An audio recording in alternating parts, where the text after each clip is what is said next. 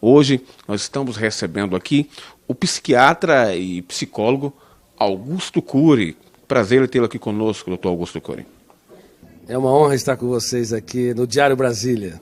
Doutor Augusto Cury, como que aconteceu um ateu convicto como o senhor? De repente, o senhor conheceu Jesus, descobriu quem é Jesus, se tornou um cristão?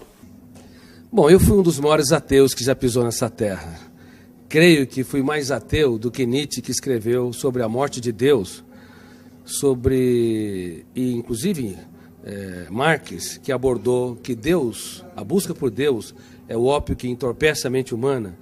É provável que fui mais ateu do que Freud, do que Jean-Paul Sartre e Diderot.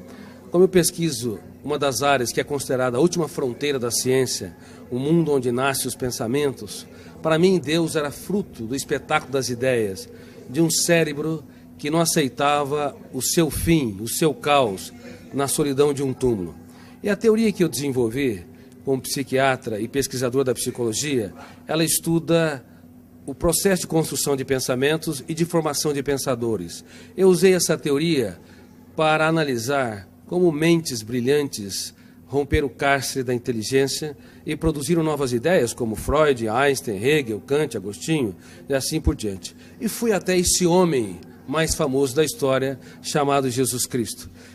Eu analisei os seus comportamentos, as suas reações e as entrelinhas das suas atitudes nos focos de tensão, nas suas 4 biografias, ou chamado Evangelhos, em várias versões.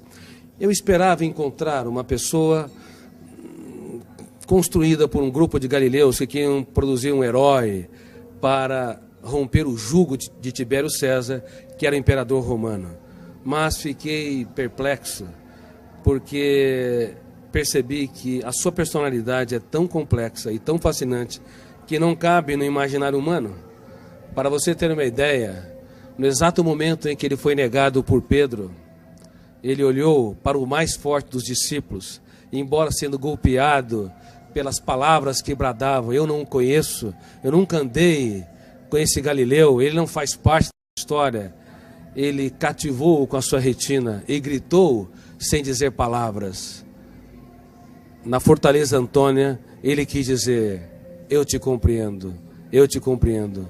Com o seu olhar, ele economizou palavras, mas fez um discurso mais brilhante que o mais poético de todos os discursos. E quantas vezes você, pai, mãe, você, professor ou executivo, está diante de uma pessoa que falha, erra, e ao invés de simplesmente olhar e lhe dizer sem palavras: eu te compreendo, e nós julgamos, excluímos.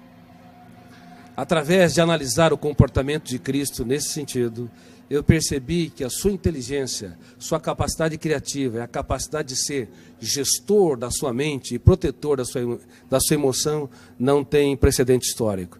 Assim, eu deixei de ser um ateu, um dos grandes ateus da história, e percebi que a procura por Deus não é um ato de pequenez intelectual, mas um ato inteligentíssimo da mente humana. Mas quando o senhor pesquisou sobre Jesus Cristo, homem, o que o senhor esperava encontrar? Quando eu pesquisei a humanidade de Jesus, esperava encontrar alguém que não brilhasse no caos, diante das perdas, das traições, das frustrações e decepções. Porque nós temos na psique humana, no nosso córtex cerebral, registrado zonas de conflitos que eu chamo de janela killer.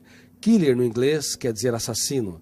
Quando nós entramos numa janela killer, o volume de ansiedade é tão grande que bloqueia milhares de outras janelas e o eu não consegue encontrar informações para dar respostas inteligentes em situações estressantes.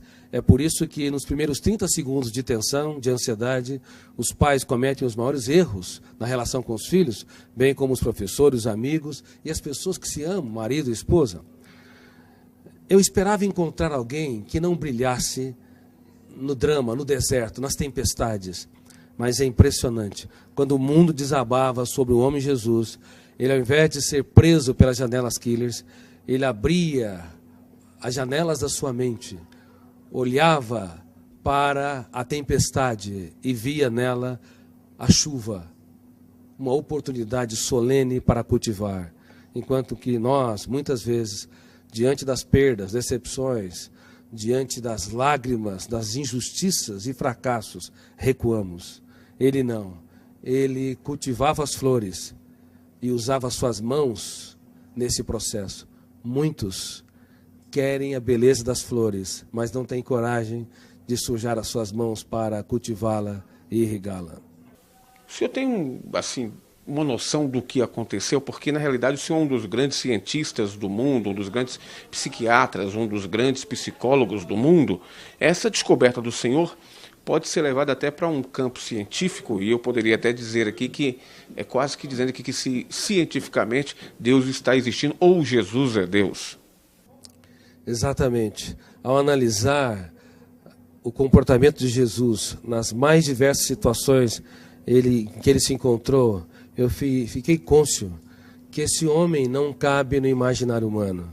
Somente alguém que é sobre-humano, filho de Deus, poderia ter as reações que teve nos mais dramáticos estímulos estressantes. Veja bem, no ato da traição, era de se esperar que ele fosse golpeado pelas zonas de conflito do medo ou da raiva, agredisse o seu traidor, ou se punisse e se achasse o mais derrotado dos seres humanos, porque foi traído pelo mais culto, o mais sereno, o mais tranquilo dos discípulos, Judas Iscariotes.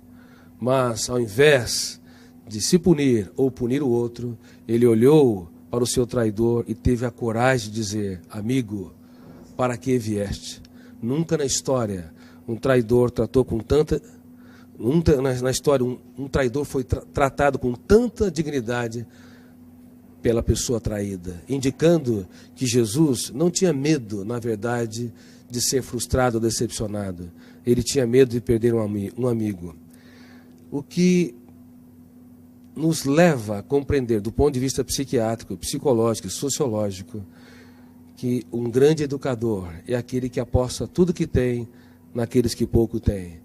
É aqueles que têm coragem para se fazer pequeno, para tornar os pequenos grandes. E como eu digo no meu livro, Mentes Brilhantes, Mentes Treinadas, não é possível ter uma mente brilhante se nós não treinarmos a nossa criatividade, as habilidades da nossa psique, como a solidariedade, a capacidade de se colocar no lugar dos outros, a capacidade de investir naqueles que nos frustram, a capacidade de transformar as perdas numa oportunidade excelente para os melhores ganhos e de usar as nossas lágrimas para desenvolver sabedoria. Por favor, não tenha medo dos dias mais tristes da sua vida.